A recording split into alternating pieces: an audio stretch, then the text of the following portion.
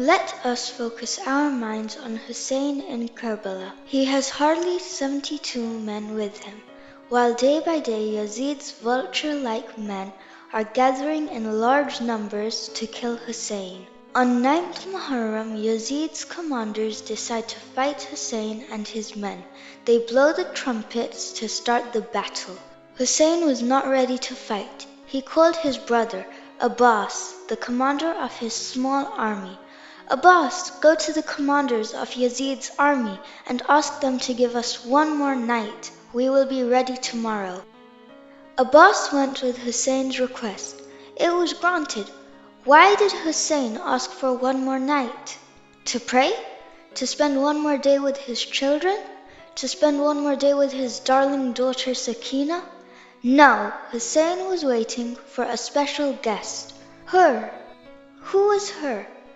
Hurr was a captain of Yazid's army. He was the captain who stopped Hussein from going to Kufa.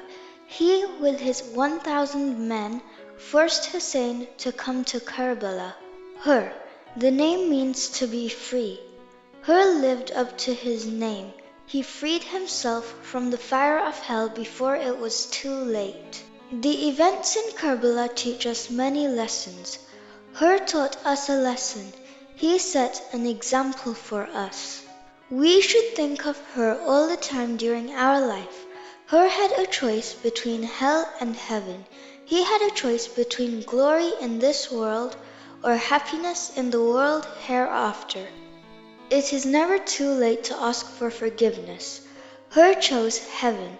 He chose happiness in the world hereafter.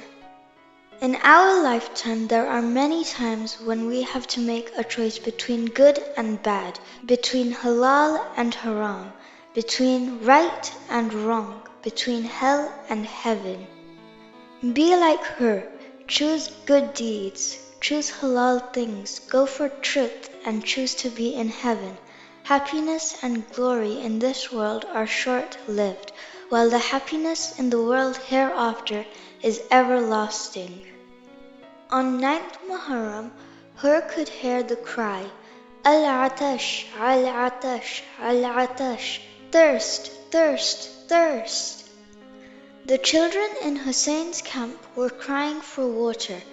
Hurr was very restless. He kept on thinking what a grave mistake he had made by bringing Hussein to Karbala. What have I done?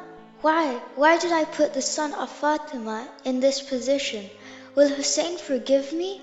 Will Allah forgive me? Will Bibi Fatima forgive me? How can I ask for forgiveness? Hurr could not sleep the whole night. He spent the night weeping and begging Allah to forgive him. The 10th of Muharram came. It was very early in the morning. Horses in Yazid's camp were hot and uncomfortable. They were jumping up and down. They could not keep their hooves on the ground because it was so hot. Yazid's soldiers poured buckets of water on the horses' hooves to cool them and calm them. Hurr watched as gallons of water poured on the horses. He thought, so much water for the animals, while the children of Bibi Fatima are crying for a few drops of water. There is so much water for the animals, but none for the grandson of the Holy Prophet. Al-Atash, Al-Atash, Al-Atash echoed through Hurr's ears. Hurr could not take it anymore. He called his son and said, My son, I have made a terrible mistake. I have brought such a pious and truthful man here to be killed. Please, my son, quickly take me to Imam Hussain. I want to beg him to forgive me before it is too late. I am ashamed of myself. Will Hussain forgive me? How can I face him? Hurr continued, My son, before you take me to Hussain, tie my hands and cover my face so that I do not have to face him while I ask for his forgiveness. Hurr's son did what his father had asked him to do. He tied Hurr's hands and covered his face. Hurr and his son mounted their horses and headed towards Hussein's camp. Abbas, who was guarding the tents, saw the two men coming towards him. He thought they were coming to attack them. He pulled out his sword and warned them to stop where they were. Imam Hussain also saw the two men. Abbas, my brother, Abbas, put your sword back. Those two men are not coming to fight us. That is Hurr, my special guest. I have been waiting for him. Let us go and receive them, Abbas.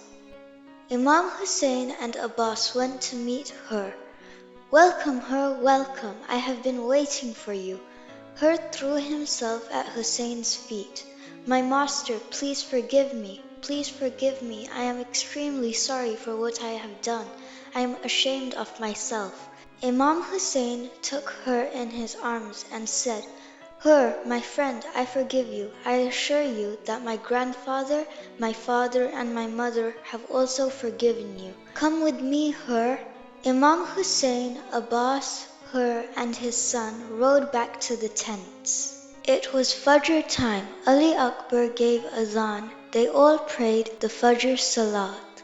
Soon after that, Yazid's soldiers blew the trumpets to start the battle. Hurr asked Imam Hussain for permission to go fight the enemies of Islam. Hurr, you are my guest. You have only been with me for a short time. I have not been able to look after you properly. I have neither fed you nor have I been able to give you water. At least spend some time with me. No, Hurr, no, I cannot let you die. You are my guest. Hurr did not give up. He kept insisting on being the first to go to battle. Imam Hussain then thought that the longer Hurr stayed with him, the more he would suffer from thirst and hunger. Imam Hussain gave permission to Hurr. Go, Hurr, go. Fi aman Allah, Hurr. Imam Hussain himself mounted Hurr on his horse. Hurr went to the battlefield. He was a strong and brave man. He fought the battle gallantly and sent many of Yazid's men to hell. Eventually, Hurr came off his horse, severely wounded. He called for Hussain. Master, master, come quickly. Let me see you for the last time. Hurr was taking his last breaths. Imam Hussain placed Hurr's head on his lap. Fi aman Allah, Hurr. Go, Hurr, go. My grandfather is waiting for you. My father and mother are waiting for you. We will be joining you soon in heaven. Fi aman Allah, Hurr. Imam Hussain, with tears in his eyes, prayed to Allah. Ya Allah, please forgive Hurr and grant him a place in heaven. Hurr died on Imam Hussain's lap, and Abbas and Ali Akbar helped Imam carry Hurr's body to the tent.